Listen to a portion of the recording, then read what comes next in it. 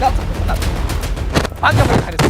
अरे ले ससुर कमाई के ना धमाई के बिहान तोहर बियाह शादी कर दे तो हम कमाई खिए तोहरे मेहर के बिहान चट चोंगा मोंगा हो जाए ना सारे कमाई खिए परे लगाते ससुर जाते का है ना कैसन चफनू बाबू चफनू चिल्ला था। हट के चलिन जाओ एक लोग लड़की पैदा के है आज नाई के माता हमको मार घर उस खेदा तेन जन दिन कमाई लागल कुल पैसों लिया कौन के मुंह में फेंक दे। हाँ नहीं थे। हाँ ये क्या हुआ है? जादुई पन्ना 1 से 4।